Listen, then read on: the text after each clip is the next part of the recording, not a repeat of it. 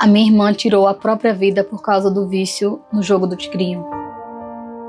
Mais ou menos umas 9 horas meu telefone tocou. E aí era minha sobrinha. E aí ela começou a gritar. E aí ela falava assim: tia, me socorre, a minha mãe. Ela não tá viva, ela morreu. Consegui o meu voo para 6h30 da manhã. Missão Velha, Ceará. É no Cariri, região do Ceará. E aí a minha prima me ligou. Ela falou assim: a gente não tem dinheiro para enterrar. Eu falei: tem. A minha mãe recebeu uma precatória e o dinheiro tá na conta. Ela falou: não tem nada. Quando eu abri a torneira não veio água. Eu falei: mãe, não tem água? Ela falou: não, só tem água na mangueira do quintal. No lado da pia tinha uma sacolinha com um pacote de arroz e um pacote de feijão. E aí eu peguei pra colocar no armário. Quando eu abri o armário vazio. E aquilo já me assustou. Por quê? A prioridade da minha casa nunca foi trocar móvel. Sempre foi comida. Passei pelo aquele momento de ver ela no caixão e me perguntar, já não era mais a minha irmã, porque o rosto não era o mesmo, a cor não era a mesma. Ela já estava completamente diferente. Quando a gente terminou de velar, de enterrar, minha prima sentou e falou assim: agora eu preciso falar com você. Pega aqui o telefone dela. E ela nunca foi de escrever, ela gostava de mandar áudio. E aí no comecinho os áudios eram sempre assim: o que tá acontecendo? A plataforma não tá pagando. E aí eu abri e tinha várias transferências de várias contas. É um jogo muito manipulador, é um jogo muito sujo. E aí em outubro ela mandou assim: eu tive um ganho de 50 mil reais, mas o valor sumiu. E aí ela começou a falar: eu vou excluir a minha conta, mas antes eu vou para as minhas redes sociais. Eu vou contar para as pessoas o que aconteceu na minha vida, porque é tudo uma enganação. No começo vocês dão muito dinheiro, que é pra gente se empolgar, e agora eu vejo que a minha única solução é tirar a minha vida, porque o dinheiro dos meus compromissos eu tive que usar, achando que eu ia ter um grande ganho, e agora só me falta tirar a minha vida. Mas antes disso eu vou para minhas redes sociais, eu vou contar para as pessoas, para que elas não caiam na mesma burrice que eu caí, né? Depois que eu vi todas as conversas, aí eu fui ver os depósitos.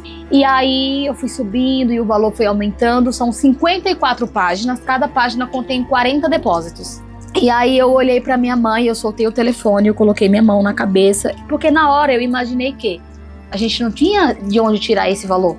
Então a única coisa que restava era a nossa casa. E aí a minha mãe falou: o que foi? Eu falei: mãe, ela vendeu nossa casa. Foram 9 pessoas que fizeram o empréstimo. A minha mãe deve mais de 600 mil reais. Ela mesma, eu não sei quanto ela deve, porque eu não cheguei a ter acesso aos bancos dela.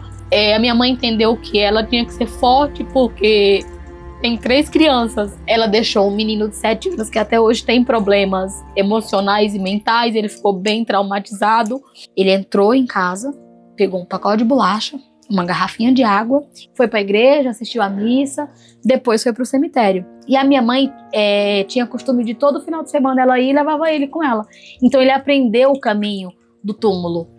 E aí ele deitou lá no túmulo, pegou a água, pegou a bolacha e começou a conversar com ela. Tinha mais ou menos uns 15, 20 dias que ela tinha morrido. E aí ele falava assim: mamãe, eu vim trazer água e bolacha, porque já tem muito dia que a senhora não vai em casa, eu acho que a senhora tá com fome e com sede. E aí o pessoal começaram a ver ele e foi chegando todo mundo e ficando em volta. E ele lá, deitadinho, sol quente, e ele conversando. Mamãe não vai voltar pra casa, não? Eu vou deixar a água aqui, mas na hora que mamãe quiser ir, mamãe pode ir, viu?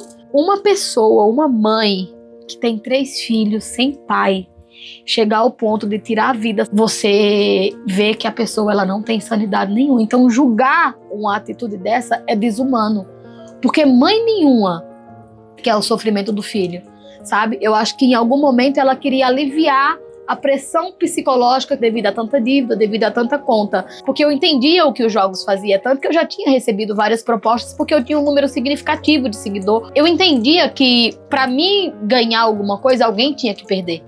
E que era frustrante para as pessoas caírem nessa cilada. Então, quando eu descobri que era sobre os jogos, aí o meu julgamento acabou.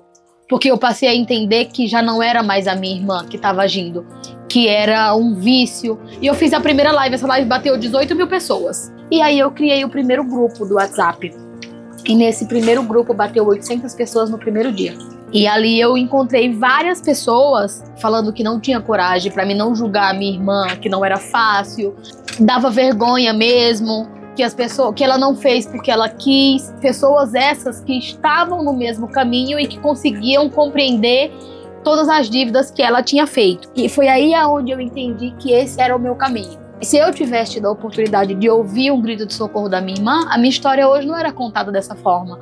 Eu poderia estar contando sobre o jogo, mas sobre a minha irmã que eu consegui salvar. Hoje a gente tem 21 grupos, a gente soma quase 10 mil pessoas. A minha irmã me deixou essa missão. Cada família que eu encontro, que eu entrego a verdade do que está acontecendo, eu sinto que eu salvei uma Ângela e uma família, sabe? Eu sinto que uma família não vai passar por tudo que eu passei, pela frustração de descobrir do nada, porque eles têm vergonha de falar, eles não falam com a família.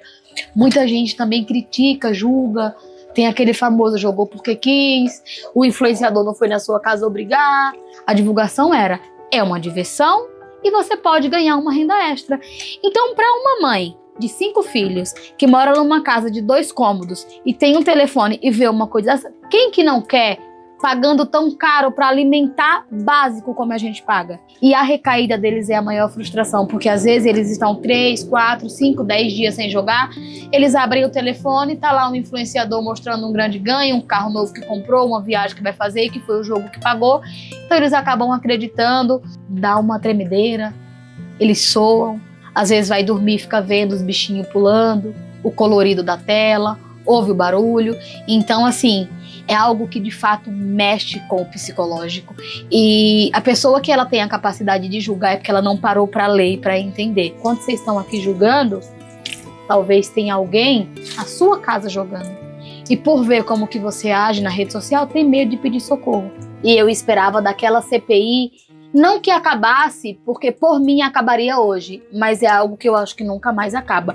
Mas eu imaginava uma regulamentação que acabasse com as divulgações, que é o maior fator da recaída, e ver o Senado, sabe? As pessoas que fazem um juramento, que pedem o nosso voto dizendo que vão nos proteger, glorificando e defendendo uma pessoa que contribuiu para tanta pobreza, quando a população mais pobre estava acreditando que viria dali, daquele Senado, um mínimo de resposta. Mas eu me senti humilhada. A forma como debochavam da situação, das histórias, como era dito.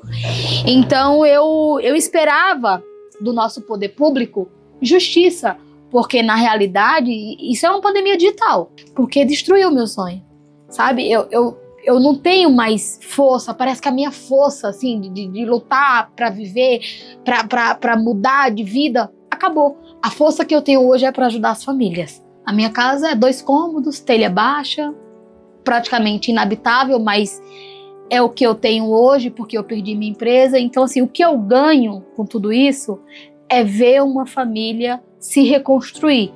E para mim não existe pagamento melhor do que isso, sabe? É fazer pelas pessoas o que eu não pude fazer pela minha irmã.